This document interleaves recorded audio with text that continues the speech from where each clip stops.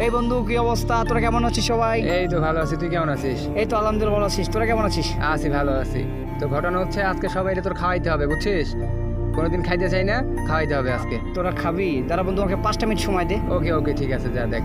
আর বন্ধুরা কোনোদিন আমার কাছ থেকে কিছু খাইতে চায় নাই।